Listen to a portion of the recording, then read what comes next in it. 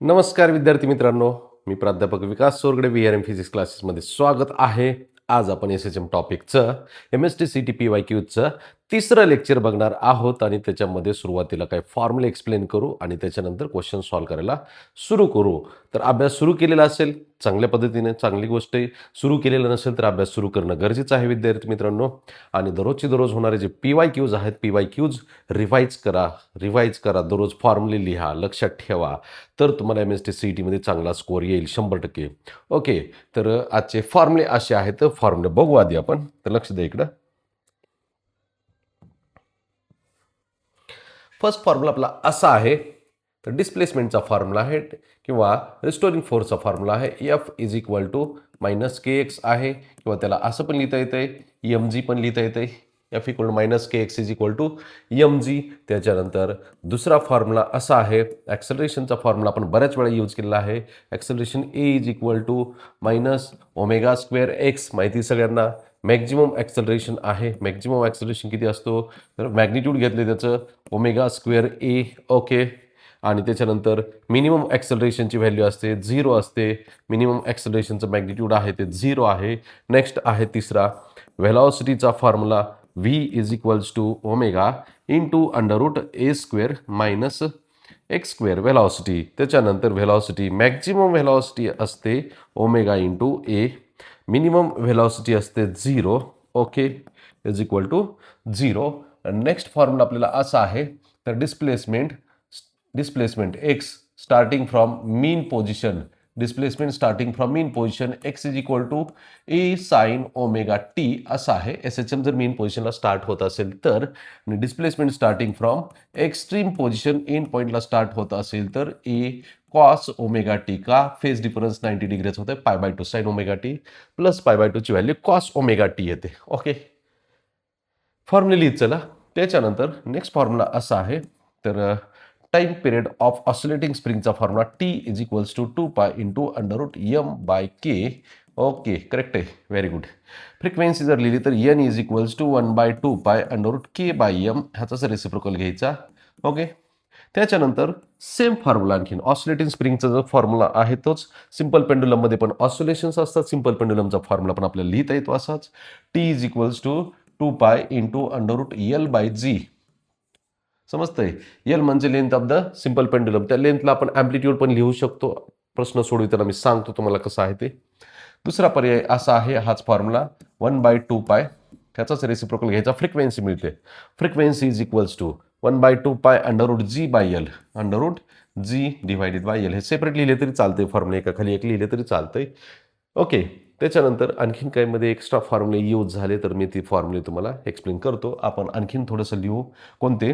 तर कायनेटिक एनर्जीचा फॉर्म्युला आहे. Kinetic energy is equals to 1/2 m²² in bracket a² minus x². Okay, potential एनर्जीचा formula असतो 1/2 m² into x². तिसरा आहे टोटल एनर्जीचा फॉर्म्युला. दोघांची ॲडिशन करायची 1/2 m² इंटू a². ह्या पद्धतीने सगळे फॉर्म्युले आहेत. हे फॉर्म्युले एक्सप्लेन केलेले आहेत. ते फॉर्म्युले लिहून घ्यायचे, लक्षात ठेवायचे. तर यांचा वापर कसा करायचा ते मी एक्झाम्पल सोडवताना तुम्हाला सांगतो. ओके, आता मी तुम्हाला छोटंसं शॉर्टकटमध्ये जे काही ॲक्सलरेशन असेल, डिस्प्लेसमेंट असेल, व्हेलॉसिटी असेल, कायनेटिक एनर्जी, पोटेन्शियल एनर्जी, हे सगळे एका लाईनवरती म्हणजे SHMचा जो पाथ असतो त्या पाथवरती मी काय करतो सगळं लिहून देतो तुम्हाला. आणि त्याच्यामध्ये मॅक्झिमम व्हॅल्यू कुठल्या पॉईंटला, मिनिमम व्हॅल्यू कुठल्या पॉईंटला आहे ते मी सांगतो. बघा इकडं नेक्स्ट पेजवरती जो आपण ज्यांचं लिहून घ्यायचं राहिलं असेल त्यांनी स्क्रीनशॉट घ्यायचा आहे किंवा लिहून घ्यायचे पॉज करून. तर बघा इकडं हा SHMचा असा पाथ आहे. SHM. ओके, SHMचा पाथ स्ट्रेट लाईन म्हणजे ऑसिलेटिंग पाथ, ऑसिलेशनचा पाथ आहे. आणि याच्यामध्ये हे झाले mean position x is equal to 0. हे झालं maximum displacement x is equal to a. हे झालं -a. हे मॅक्झिमम डिस्प्लेसमेंटचे पॉईंट, मिनिमम डिस्प्लेसमेंटचा पॉईंट. याच्यामध्ये पाथ लेंथ असा जर वर्ड आला तर total negative extreme to positive किंवा पॉझिटिव्ह टू निगेटिव्ह एक्स्ट्रीम असा असते. पाथ लेंथचा formula path length is equals to किती आहे? मी ते थोडंसं आपण काय करू, लेट लिहू जरा आपण. मी इथं डायग्राममध्येच लिहून देतो तुम्हाला सगळ्या गोष्टी आधी. तर या पॉईंटला बघा, कुठल्या मीन पॉईंटला वेलॉसिटीची व्हॅल्यू मॅक्झिमम असते.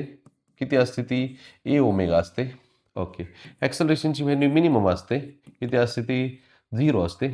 वेलॉसिटी मॅक्झिमम तिथं कायनेटिक एनर्जी मॅक्झिमम असते. किती असते? टोटल एनर्जी एवढी 1/2m omega square into a square. Okay. आणि पोटेन्शियल एनर्जीची व्हॅल्यू 0 असते इज इक्वल टू 0.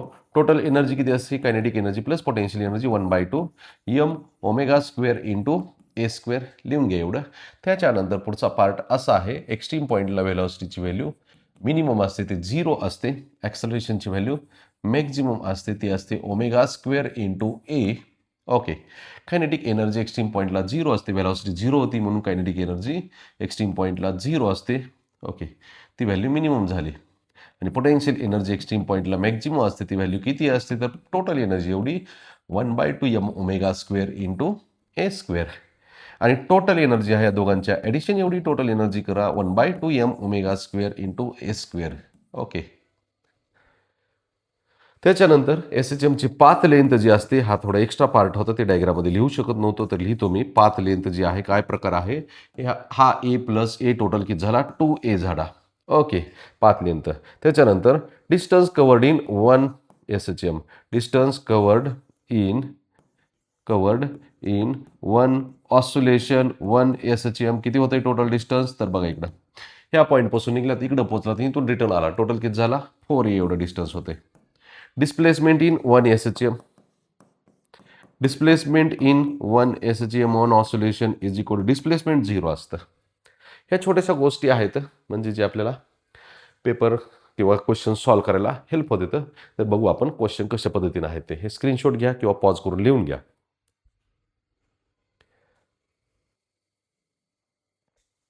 विद्यार्थी मित्रांनो, आजचा आपला फर्स्ट प्रश्न आहे, a block of mass EM rest on a piston executing SHM of time period 1 second capital T equal to 1 second amplitude of oscillation so that the mass is separated from the piston is. काय इथं oscillation दिलेले, तर मास दिलेलं आहे, time period दिलेला आहे, आणखीन काय आणि विचारले काय? ॲम्प्लिट्यूड विचारलेलं आहे. ओके. तर SHM दिलेले सगळे एकंदरीत SHM दिल्यानंतर मास दिलेला आहे आपल्याकडे. असं एक क्वेश्चन आहे. एक टाइम पिरियडचा फॉर्म्युला आहे T is equals to 2π into √L divided by G. असा आहे formula. T is equals to 2π into √L divided by G. Okay. तर L म्हणजे ॲम्प्लिट्यूड घ्या, आन्सर मिळून जाईल. टीची व्हॅल्यू किती दिसती? 1 सेकंद दिसती. Okay. 2π into √L divided by जीची व्हॅल्यू किती घ्यायची? एलची व्हॅल्यू ॲम्प्लिट्यूड एवढी घ्यायची डिवायडेड बाय जी. तर आता पुढचा पार्ट असा आहे, लक्ष द्या इकडं. तर स्क्वेअर करा दोन्ही साईडचा. 1 स्क्वेअर किती झाला? 1 झाला इज इक्वल्स टू 2π त्याचा square 4π square into a divided by g. बऱ्याच वेळा असा प्रश्न पडतोय, मी असं कितीतरी कन्सेप्टमध्ये म्हणजे सगळ्याच ठिकाणी मी असा फॉर्म्युला यूज करणार आहे, T equal to 2π into √L by g. तुम्ही वेगवेगळ्या पुस्तकामध्ये सॉल्व्ह करत असाल, बघून जर कुठं सोल्युशन जर बघितलं, गुगल सर्च केलं इकडं तिकडं, तर तुम्हाला ह्या मेथडनी सोल्युशन मिळणार नाही. पण शेवटी तुम्ही जे फॉर्म्युला यूज करताय त्या फॉर्म्युल्याचं डेरिव्हेशन तयार करून फायनली हाच फॉर्म्युला तयार होतो SHM मधला. ठीक आहे. मग तिथपर्यंत कशाला जायचे? शॉर्टकट आहे आपल्याकडे. टाईम पिरियड दिलेला आहे, फ्रिक्वेन्सी दिलेली किंवा अँग्युलर व्हेलॉसिटी दिलेली, लेंथ किंवा ॲम्प्लिट्यूड विचारलेले, T equal to 2π into √L by g formula use करता येईल. दिलेल्या व्हॅल्यूज बघा आता. जीची व्हॅल्यू 10 आणि पाय स्क्वेअरची व्हॅल्यू 10. पाय स्क्वेअर आणि जी कॅन्सल झाला. ओके. 4 डिव्हिजनमध्ये आणला. 1/4 is equal to A equal to 1/4 म्हणजे 0.25 मीटर. सोपं आहे ना?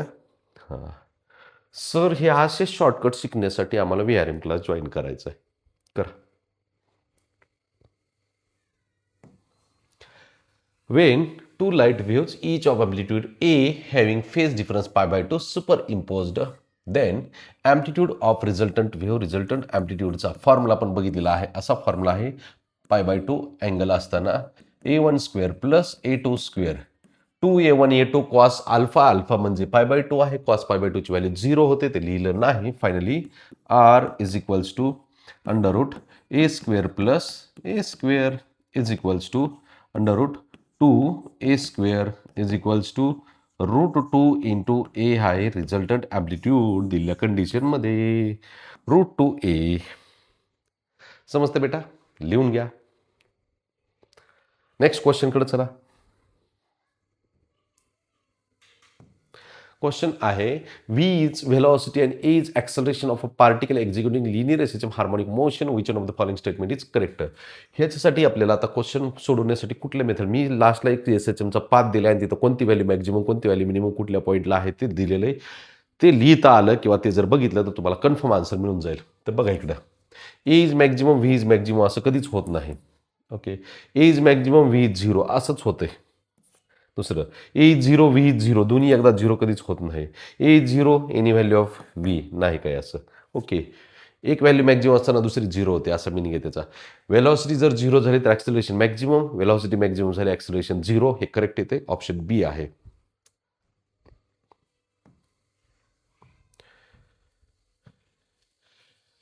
थोडासा वेगळा क्वेश्चन आहे. Maximum speed of a particle V is equals to A omega असं आहे, आपल्याला माहिती. याला इक्वेशन नंबर 1 नाव दिलं. द ॲव्हरेज स्पीडचा formula, average speed is equals to v average is equals to total distance divided by total time. Total distance divided by total time. नीट आहे का? आता काय म्हणतोय, टोटल डिस्टन्स कुठलं, एसएचएम मध्ये एक ऑसिलेशन कंप्लीट केल्यानंतर किती डिस्टन्स होतंय मी लिहून दिलंय, 4a एवढं होतंय. पाथ लेंथ 2a असती. एका ऑसिलेशनमध्ये किती डिस्टन्स 4a डिवाइड बाय त्याला लागलेला टाइम असतो, त्याला टाइम पिरियड म्हणायचं. आता ही टीची व्हॅल्यू फक्त मी रिप्लेस केली की आन्सर तुमचं तयार होईल. मग टीची व्हॅल्यू काय घ्यायची, कशी घ्यायची, तर इकडं साईडला लिहितोय मी.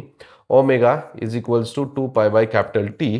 तर t is equals to 2 by omega असं जर मी लिहिलं इथं, t equal to 4a divided by टीची value 2 by omega, 2 divided by omega. Omega मल्टिप्लिकेशनमध्ये जाईल. तर ॲव्हरेज व्हेलॉसिटीची व्हॅल्यू आहे v average is equals to 4a omega divided by 2 okay, a ओमेगाची व्हॅल्यू व्ही असते. ए ओमेगाची व्हॅल्यू इक्वेशन 1 मध्ये आहे. Average velocity is equals to 4 into a ओमेगाची value v 4v divided by 2 हे फॉर्म्युले असे इकडून तिकडून इकडं कन्वर्ट करता आले पाहिजेत रिक्वायरमेंटनुसार. कंडिशनच्या बाहेर जायचं नाही फक्त. हे कधी जमतंय, ज्यावेळेस तुमचे फॉर्म्युले परफेक्ट झालेले असेल आणि दिलेल्या क्वेश्चनमध्ये दिलेला डेटा परफेक्ट कळला तर 100% फिजिक्सला मार्क्स तर पण येणारच आणि प्रश्न पण सॉल्व्ह होणार सगळे. ओके, बघा इकडं लिहून घ्या ज्यांचं लिहायचं राहिले ते. Next, equation of a simple harmonic progressive wave is given by y equal to a sin 100πt minus 3x the distance between the two particles having the phase difference. आता फेज डिफरन्स आणि डिस्टन्सचं relation असलेला formula जे आहेत आपण wave motion चॅप्टरमध्ये बघू. तोपर्यंत हातात पुरता क्वेश्चन स्किप करू. हा चुकून ह्या चॅप्टरमध्ये आलेला आहे. सॉल्व्ह करायला काही नाही, पण परत फॉर्म्युला एक्सप्लेन करत बसावं लागेल. वेव्ह सुपरपोजिशन ऑफ वेव्ह चॅप्टरमध्ये बघू आपण confirm. Okay, the particle starts oscillating simple harmonically from its equilibrium position. Equilibrium position means mean position with time period t. At time t equal to t by 12, the ratio of its kinetic energy to potential energy is. Kinetic energy आणि potential energy चा ratio विचारल्या formula लिहितो मी. kinetic energy divided by potential energy is equals to 1/2 m omega square in bracket a square minus x square divided by potential एनर्जीचा formula 1/2 m omega square into x square. याच्यामध्ये common part 1/2 cancel झाला, m omega square cancel झाला, राहिला काय numerator a square minus x square, denominator x square राहिला. Okay, आता पुढचा part काय म्हणतोय तर हे आहे ratio kinetic energy to potential energy.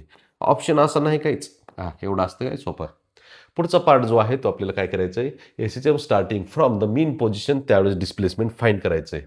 Therefore X is equals to दोघांचं पण डिस्प्लेसमेंट किती टाईममध्ये t/12 एवढ्या टाईमला जर डिस्प्लेसमेंट फाइंड करायचं असेल किंवा स्मॉल टीची व्हॅल्यू दिलेली असेल आणि त्याचा वापर करायचा असेल तर आपल्याला ट्रिग्नोमेट्रीमधलंच इक्वेशन वापरावं लागेल. डिस्प्लेसमेंट, व्हेलॉसिटी, ॲक्सेलरेशन तिन्हीचे पण इक्वेशन जे यूज करायचं आहे ते ट्रिग्नोमेट्रिकल इक्वेशन यूज करायला लागेल. मग आता इथं आपल्याला डिस्प्लेसमेंटचं इक्वेशन स्टार्टिंग फ्रॉम मीन पोझिशनचा formula x is equal to A sine omega t असं आहे. ए इंटू साइन अँगल मी पूर्ण लिहितो 2 by capital T into t/12 असं दिलेलं आहे. स्मॉल टीची व्हॅल्यू लिहिली, टी कॅन्सल झाला, 2 आणि 2 कॅन्सल झाला. ए साइन किती आहे, साइन π/6. साइन π/6 ची व्हॅल्यू किती असते, 1/2 असते. 1/2 म्हणजे displacement X is equals to A by two आलं. ही व्हॅल्यू जर ठेवली इथं इक्वेशन 1मध्ये तर आपल्याला दोघांचा रेशो मिळेल. मग फ्रॉम इक्वेशन 1 म्हणू आपण आता. फ्रॉम इक्वेशन 1 त्यातून आपण कॅल्क्युलेशन केलं तर kinetic energy divided by potential energy आपल्याला मिळून जाईल. कायनेटिक एनर्जी असते a square minus x square. A square minus एक्सची व्हॅल्यू ए बाय टू आहे ब्रॅकेट स्क्वेअर. समजतंय? एक्सची व्हॅल्यू ए बाय टू त्याचा स्क्वेअर आहे डिवायडेड बाय एक्स स्क्वेअर म्हणजे a by two bracket square. A by two bracket square. न्यूमरेटरचं calculation केलं a square minus a square by 4 divided by a square by 4. Okay, 4 न multiply केलं 4 a square minus a square न्यूमरेटरला 3 a square divided by 4.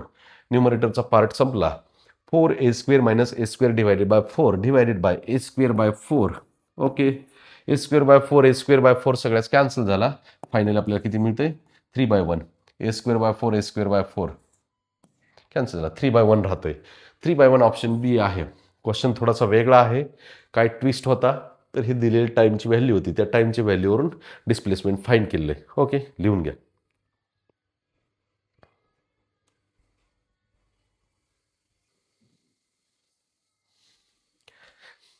चला next क्वेश्चनकडे.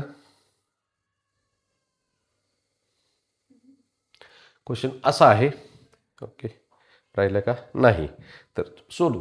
Particle is suspended from the vertical spring which is executing of SHM of frequency 5 hertz. N is equal to 5 hertz एवढी frequency दिली. Spring is unstretched at the highest point of oscillation. The maximum speed of the particle is maximum स्पीडचा formula असतो v max is equals to A omega. Okay, आता यातून formula आता कसा find करायचा आहे. फ्रिक्वेन्सीचा फॉर्म्युला दिलेला आहे. फ्रिक्वेन्सीची व्हॅल्यू दिलेली आहे तर करू आपण फॉर्म्युला यूज. ए इंटू ओमेगाचा फॉर्म्युला 2πEn असं करता येईल. लिहितोय बघा. व्ही मॅक्सची व्हॅल्यू ॲम्प्लिट्यूडची व्हॅल्यू किती दिलेली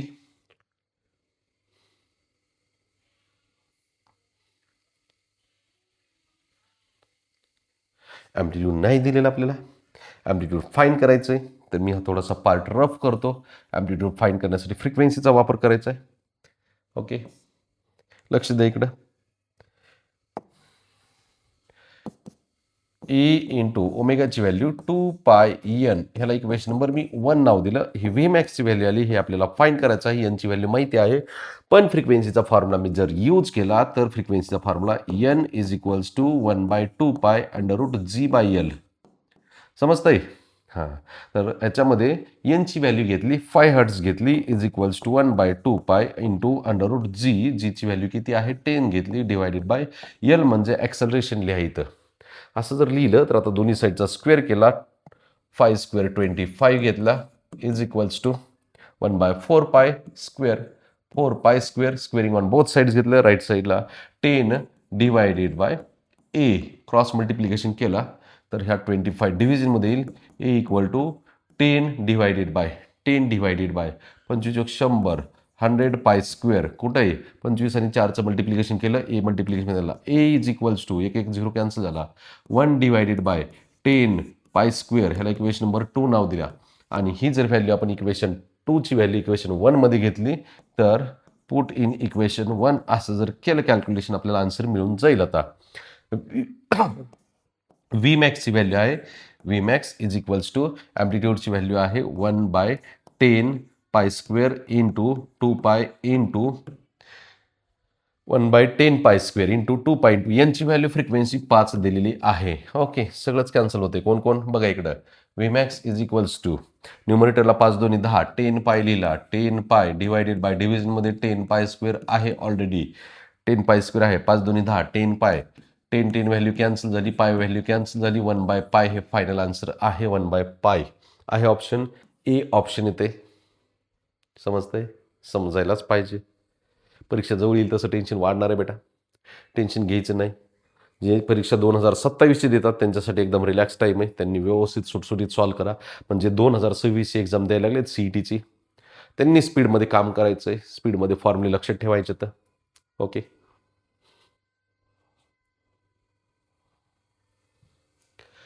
for a particle performing linear SM average speed over one cycle, average speed is equal to total distance divided by total time.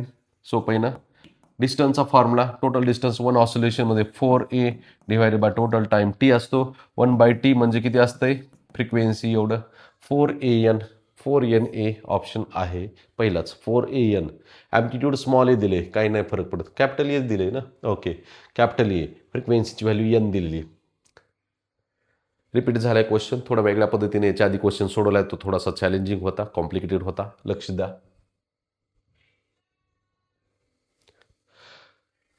The equation of motion of particle performing linear SHM याच्यामध्ये कोणत्या कोणत्या value माहिती आहेत आपल्याला. तर X is equals to A sine omega T plus और minus alpha. Okay बघू पुढे काय काय फाईंड करायचं त्याच्यानुसार. Velocity of the particle when displacement is हे X is equal to 3 centimetre असताना वेलॉसिटी विचारलेली आहे. तर ॲम्प्लिट्यूडची व्हॅल्यू कम्पेअर करा. ए इक्वल टू 5 सेंटीमीटर आहे, ओमेगा इज इक्वल टू 4 आहे. ओके आणि त्याच्यानंतर डिस्प्लेसमेंटची value X is equal to 3 centimetre आहे. वेलॉसिटीचा formula V equal to omega into √a² minus x². Okay V equal to ओमेगाची व्हॅल्यू ठेवली 4 इंटू √a², a²ची व्हॅल्यू 5² मायनस x² व्हॅल्यू 3².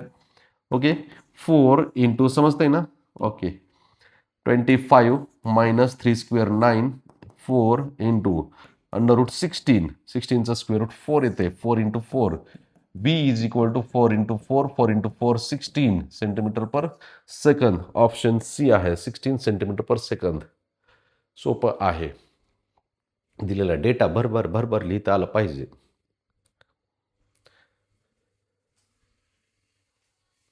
चला next क्वेश्चनकडे. Two particles A and B perform SHM starting from the mean position have periodic time t and 3t by 2 respectively. The phase difference between particle A and B when particle A completes one oscillation. Phase डिफरन्सचे फॉर्म्युले आपण बघितलेले आहेत. Phi is equals to omega into small T. Phi is equals to omega म्हणजे 2π by capital T into small T. असं मी आता common लिहितो. Alpha is equals to φ1 minus φ2 असं डायरेक्ट लिहितो. ओके φ1ची व्हॅल्यू किती लिहायची तर बघा इकडं. φ1ची व्हॅल्यू स्मॉल टी कॉमन ठेवला 2π by t1 minus 2π by t2 into small टीची व्हॅल्यू कॉमन. स्मॉल टीची व्हॅल्यू आहे ती एच्या व्हॅल्यूवरती डिपेंड आहे असं डायरेक्ट लिहिले मी. समजत नसेल तर बघा इकडं 2π by t1 into small T 2π by t2 into small T. Small T common ठेवला 2π पण कॉमन ठेवता येत होता ते पण ठेवू. मग 2π इंटू 1/t1 1/t1ची व्हॅल्यू 1/t मायनस 2π कॉमन घेतला आहे 1/t2 t2ची value 3t/2 3t divided by 2 into capital T.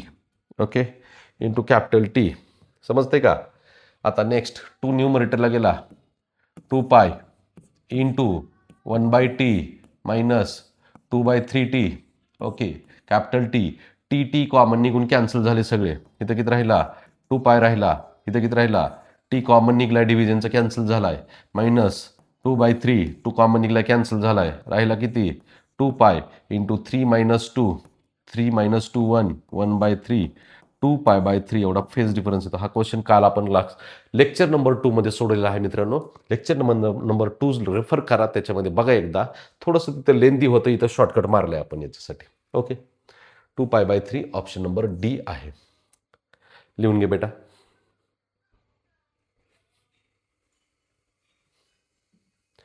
चला next क्वेश्चनकडे.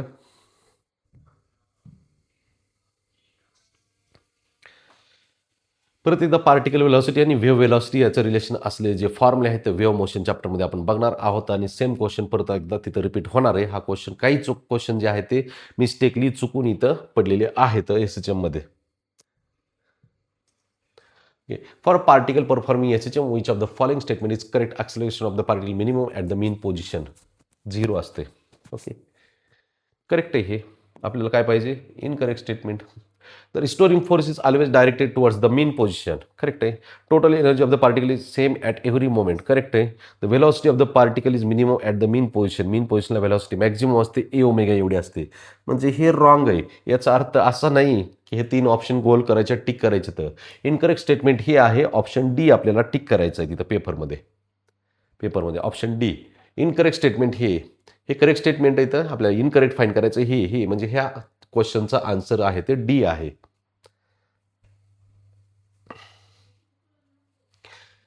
To simple harmonic motions are represented as y1 equal to ह्याला ॲम्प्लिट्यूड A1 नाव दिलं आणि दुसरं जे आहे amplitude 10 sine omega T plus 5 cos omega T. ह्या दोन्हीमध्ये फेज डिफरन्स असतो. साइन आणि कॉसमध्ये किती असतो? π/2.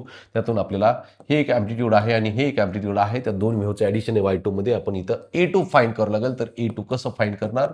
तर √A1 स्क्वेअर, A1 ची व्हॅल्यू 10 आहे square plus A2 square 5 square.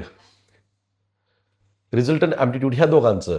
इथं एकच सिंगल वेव्ह आहे, त्याचं amplitude direct A1 equal to 10 घेतलं. इथं दोन वेव्ह आहेत, तर त्या दोन्ही वेव्हमध्ये फेज डिफरन्स π/2 आहे. कोण? साइन आणि कॉसमध्ये फेज डिफरन्स π/2 असतो. मग रिझल्टंट ॲम्प्लिट्यूड ह्या दोघांचं कोण येईल? तर √10 स्क्वेअर प्लस 5 स्क्वेअर. आणि हे कॅल्क्युलेशन जर केलं तर बघा इकडं हे 100 येते प्लस 5 स्क्वेअर 25 येते. समजतंय?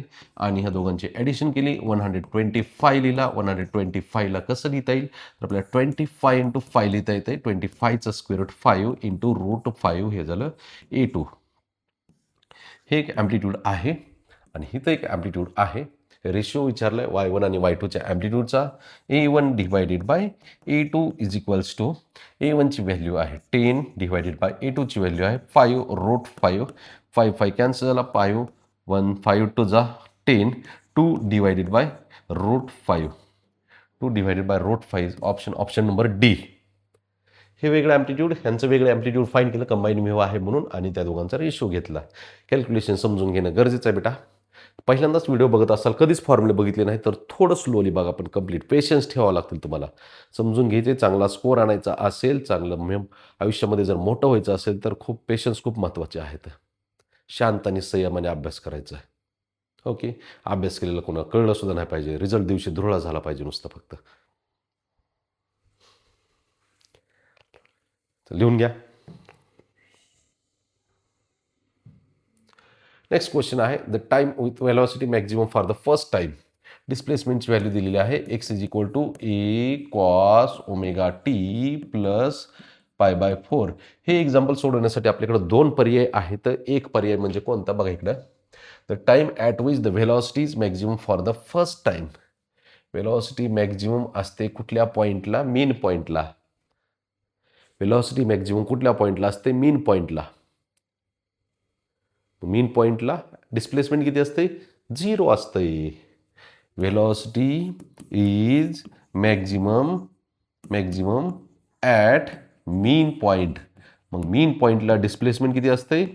0 असते. मग 0 इथं ठेवा आणि व्हेलॉसिटी फाईंड करायची गरज पडली नाही पाहिजे. थोडं ट्रिकनं गेलो तर हे shortcut 0 is equal to A cos omega T plus π/4. हा A0 झाला.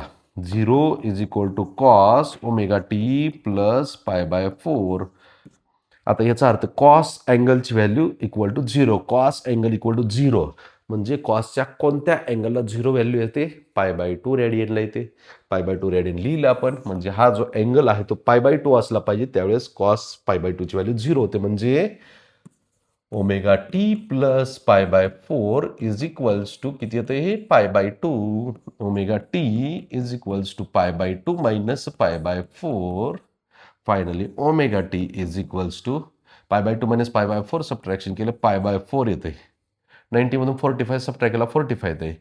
T is equal to π/4 omega. ओमेगाची व्हॅल्यू टाइम पिरियडमध्ये नाही दिलेली, डायरेक्ट लिहिलेलं आहे. ऑप्शन डी आहे आपल्याकडे. आता समजतंय ना? लिहून घ्या.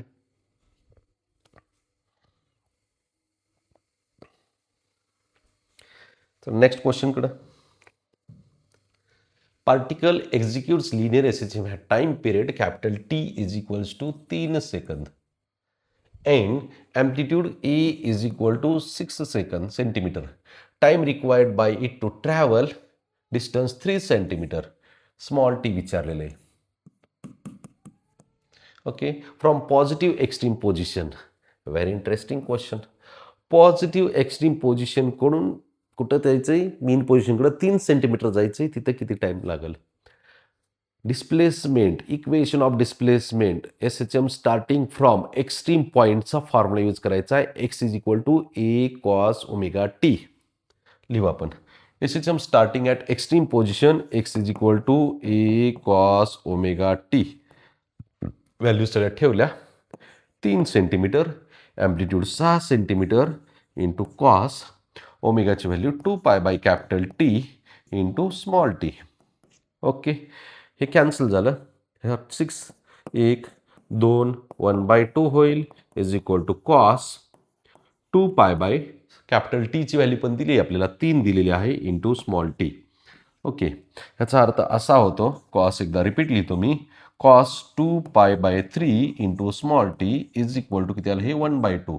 आता परत एकदा असं म्हणायचं मागच्या क्वेश्चनसारखं, कॉसच्या कोणत्या अँगलला 1/2 व्हॅल्यू येते? 60 डिग्री.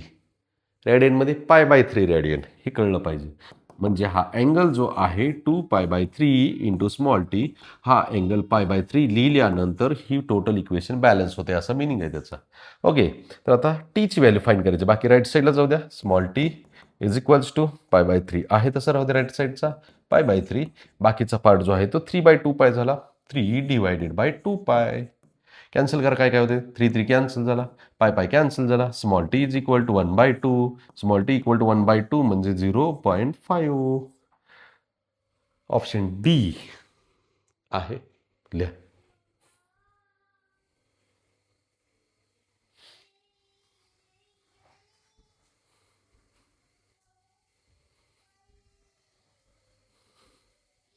चला मित्रांनो, नेक्स्ट क्वेश्चन बघू आपण.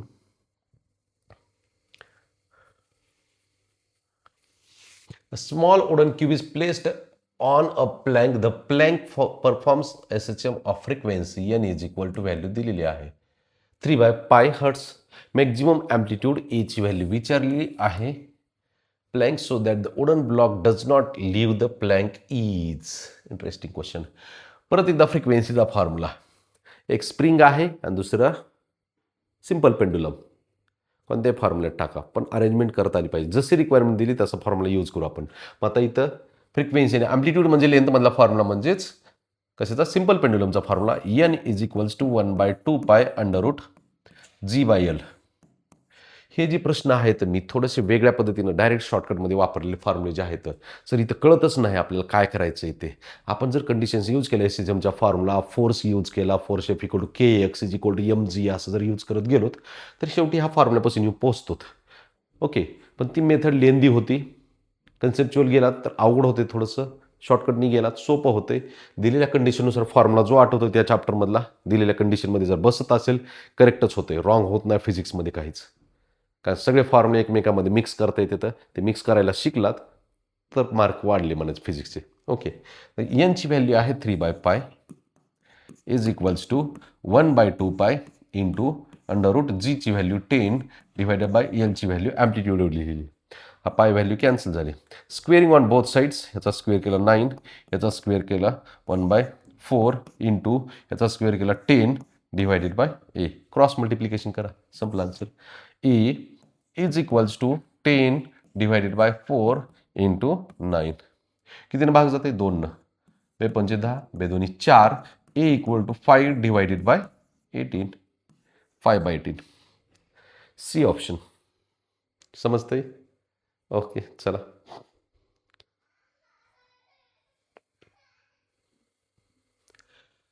The time taken by a particle executing simple harmonic motion of time period t to move from the mean position to half of the maximum displacement. ह्याच्या आधीचा एक क्वेश्चन होता, extreme point पासून आपण SHM start झाली होती 2 क्वेश्चनच्या आधीचा.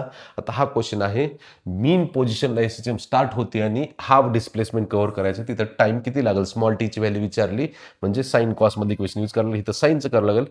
तर displacement x is equal to A sine omega T. Sine का लिहिलाय? तर SHM starting from mean position.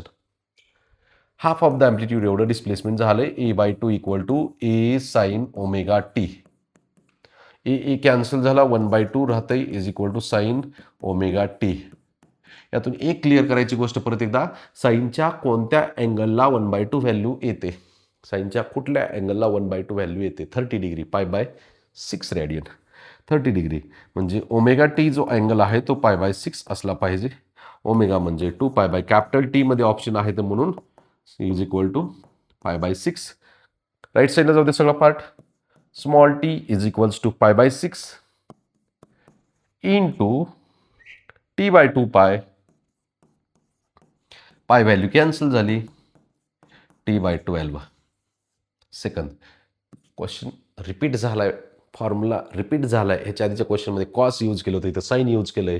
रिपीटच झालाय म्हणावं लागेल क्वेश्चन. म्हणजे एक एक टाईपचा जर क्वेश्चन तुम्ही परफेक्ट केला, काही अडचण येणार नाही.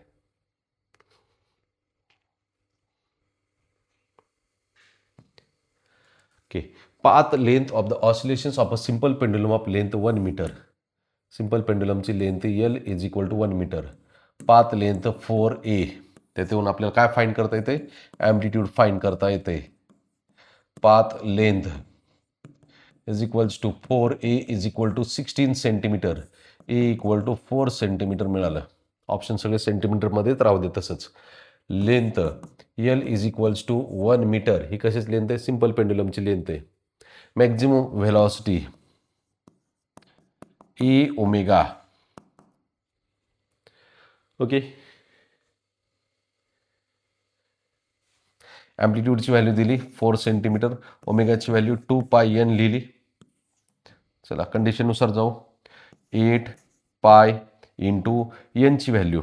थांबा, ते गुणाकार न करता मी थोडंसं व्हॅल्यू काय करतो, आहे तशाच ठेवतो, गुणाकार करत नाही. 4 इंटू 2π इंटू याची व्हॅल्यू फ्रिक्वेन्सीची 1/2π into √g divided by L. 1/2π into √g divided by L. यात काय केलं?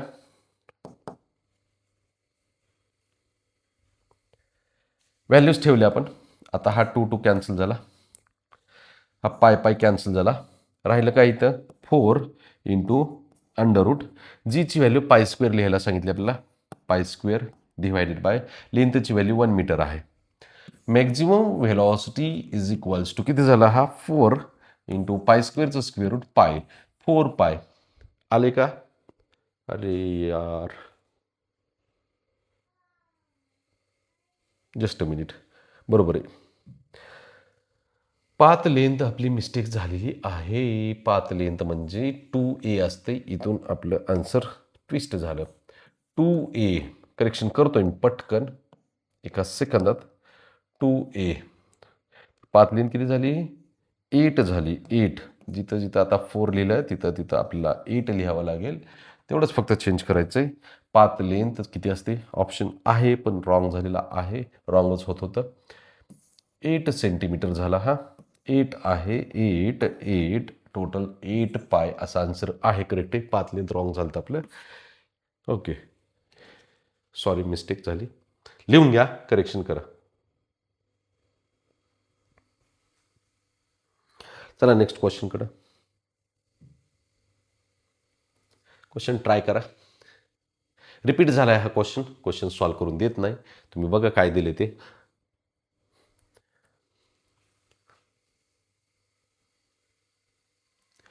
Particle executes SHM of time period capital T is equals to 2π by √3 along a straight line 4 centimeter long. Okay, the displacement of a particle at which the velocity is numerically equal to acceleration is. ही आहे 4 centimetre जे दिलेला आहे. Straight line particle execute SHM of time period 2π by √3. त्याच्यानंतर along a straight line 4 centimetre long. Amplitude displacement at which velocity numerically equal to acceleration. Velocity is equal to acceleration. Velocity चा formula आहे omega into √a² minus x² is equals to ॲक्सलरेशनचा omega into x. एक omega omega cancel झाला. काय काय value आहेत तशा ठेवू आपण. तर ॲक्सलरेशनची जी ॲम्प्लिट्यूडची जी व्हॅल्यू आहे आपल्याला स्ट्रेट लाईन आहे, टोटल स्ट्रेट लाईन. पण आता 4 ठेवायला लागेल. नाही, लक्ष दे इकडं. हे एक थोडंसं चेंज करतो मी.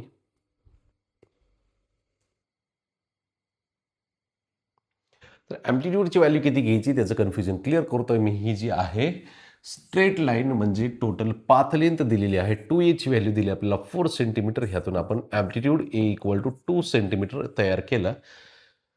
परत वाचा इथं along a straight line 4 centimetre long. Total straight लाईनची लेंथ पाथ लेंथ आहे 2a इक्वल टू 4 सेंटीमीटर. तर आता इथं व्हॅल्यूज ठेवल्या आपण सगळ्या. ॲम्प्लिट्यूडची व्हॅल्यू आहे किती आहे? 2² minus x² is equal to ओमेगाची value 2π by capital T into x.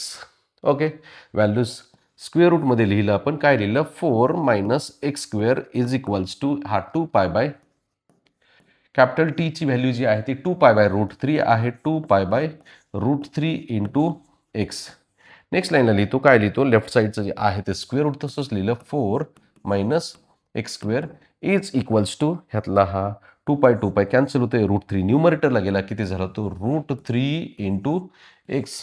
Square दोन्ही साईडचा घेतला तर स्क्वेअर रूट कॅन्सल होतील, हा 4 मायनस एक्स स्क्वेअर स्क्वेअर झाला, स्क्वेअर रूट कॅन्सल याचा स्क्वेअर रूट स्क्वेअर कॅन्सल होते 3 होते आणि एक्स स्क्वेअरचा स्क्वेअर होते, एक्सचा स्क्वेअर एक्स स्क्वेअर होते, मायनस एक्स स्क्वेअर राईट साईडला गेला, 4 is equal to 3 x square plus x square total किती झाला 4 x square is equals to 4.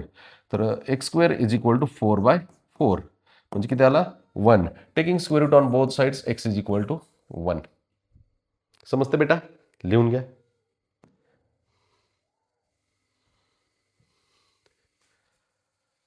To particles P N Q performs SHM. हा एक क्वेश्चन तुम्हाला होमवर्कला आहे, मॅक्झिमम डिस्टन्स दिलेलं, ट्राय करा. अपोजिटला आहेत पॉईंट दोन्ही पण. मॅक्झिमम डिस्टन्स बघा किती येते, π/2 एवढे येते, त्याचं करेक्ट आहे. Particle of mass 5 gram is executing SHM with an amplitude 0.3 meter period π/3. Maximum value of the force acting on the particle is F is equals to m into A. A is acceleration, m into acceleration is equal to omega square into A.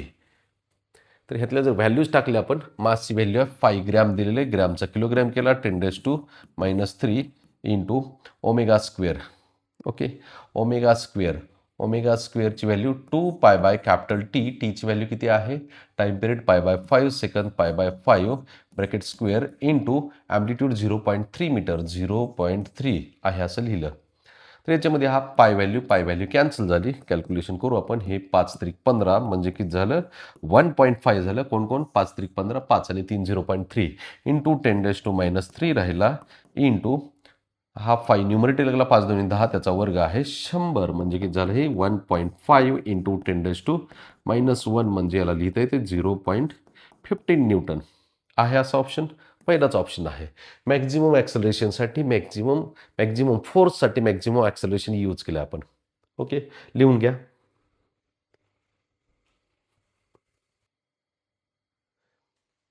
Next question बघा विद्यार्थी मित्रांनो आपला. Particle is performing SHM with maximum velocity v आहे, v equal to a omega. If the amplitude is tripled and the periodic time is doubled, then the maximum velocity will be v is equals to a omega. ह्याला equation number 1 नाव दिलं आपण. Velocity v2 is equals to काय केलेलं आहे, किंवा ह्याला time पिरियडमध्ये दिसतंय फॉर्म्युला, टाइम पिरियडमध्ये कन्वर्ट केला.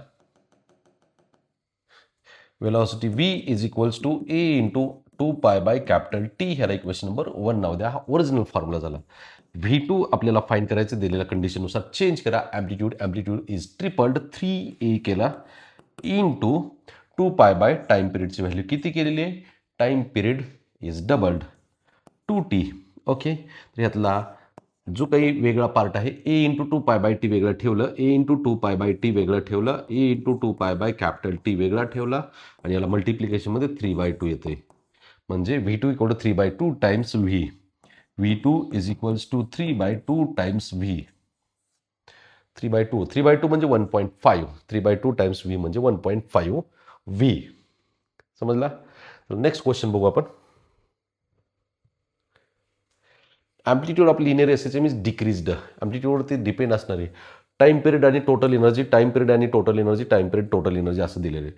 टाइम पिरियड कशावरती डिपेंड असतं, T equal to 2 pi into √m divided by K. Mass आणि फोर्स कॉन्स्टंट. ओके, नाही उपयोग काय, म्हणजे चेंज होणार नाही काय. Period does not change, no change. Amplitude change झालं तरी याच्यामध्ये चेंज होणार नाही.